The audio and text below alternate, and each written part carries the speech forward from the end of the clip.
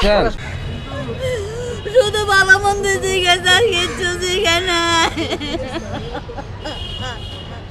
এর নাম হইল শাকিল। তাদের মাধ্যমে যোগ রয়েছে। পরবর্তীতে হয়েছে দিলীপের লোকজন আর শাকিলেরই লোকজন, আত্মীয় স্বজন। আমার ছেলেরে ওই ওই দুইটা ছেলেরে বেশি মারছে। ওই দুইটা ছেলে যদি মরা জায়গা এটার কাউন্টার দেওয়ার জন্য আমার ছেলেটার বাড়ি থেকে রেখে নিচ্ছে, এদের সাথে চলে গেছে। দিলীপ, তারপর হইলো এই বাবুল আর হইলো পলাশ, এই তারা তিনজনে দেখে নিয়ে গেছে একসাথে চলে। 2টার দিকে আমার পুত্রবধূ ফোন দিছে, দিয়ে কোথাছে আব্বা সাদ্দাম রে তো গুলি করে মারা লিছে। তখন আমি আমার ওয়াইফে নিয়ে করে দেখার কথা কইছে, ওইখানে লাশ নেই। পরে সামনে পারছি, পরে একজন বললো যে হসপিটাল নিয়ে গেছে। পরে ব্রিজের উপর ওইটা দেখি কিতা যে আমার ছেলে সামনে পুড়ে রয়েছে, 2টা লোক দাঁড়ানো, ছোট ছোট সাইজের, আর একজন মহিলা। তো এদেরকে যাই সেটা বললাম, দাদা আমার ছেলেটা তোমরা একটু কালকে লো না, হাসপাতালটা নিয়ে যাই। ওই এর ভিতরেই একটা উন্ডাইছে, উন্ডা রইলো দিলীপের এক লোকের, তার নাম হইলো এই বিদ্যুৎ। সে আসতে পরে দইরা মাঝখানে লইয়া তারে লইয়া চলে গেছে। তো ডাক্তারে এখানে বলছে যে সে মারা গেছে। মারা গেছে যে তার চিহ্নটা হইলো শুধু এই বুকে এখানেই একটা গুলি।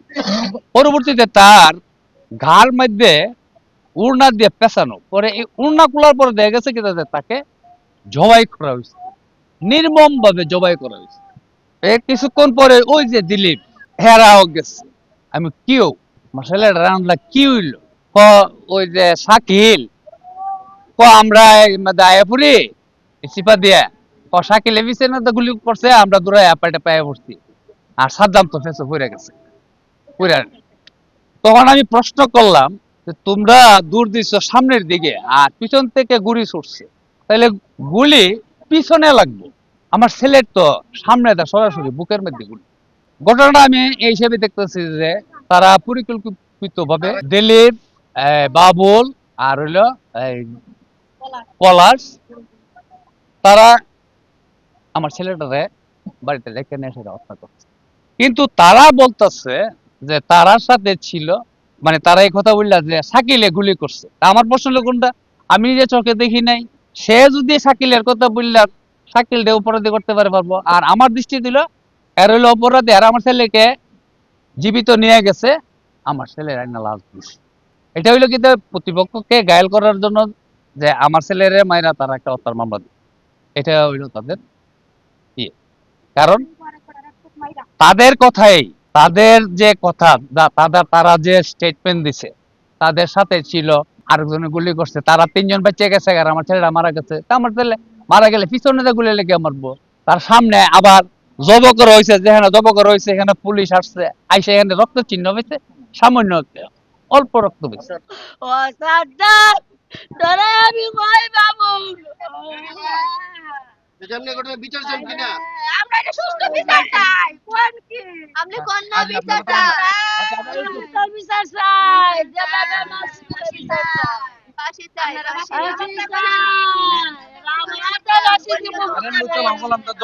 ঠাকুর আইসি আয়া লাশ দিকা বাইতাইছি, দিলীপ ভাইরা কই, দিলীপ ভাই তোমরা তো সাথে আসলা, আমার ভাই গেছিন কেমনে কাম হইলো।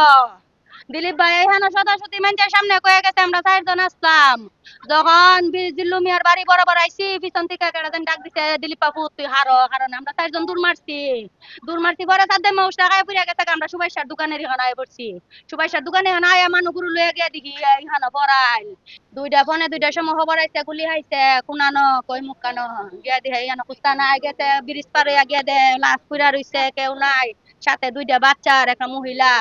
তখন আয়া আবার দিলীপ ভাইয়ের এক পরিচিত লোক ওই উন্ডার আইসে আয়া উড়াই নিচ্ছে, জায়গা জায়গা ফিরা জায়গা হাসপাতাল নিচে পরে চিকিৎসকরা কইছে মৃত্যু ঘোষণা করছে।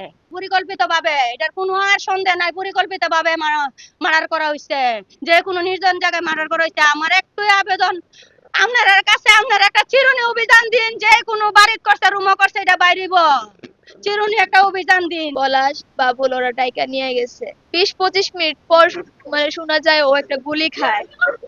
তারপর আমি হসপিটালে যাই, হসপিটালে গিয়ে দেখি যে আর নাই। আমি আমি দুইটা বাচ্চা নিয়ে কি করব, কই যাব? আমি এটার ফাঁসি চাই, আমি আর কিচ্ছু না।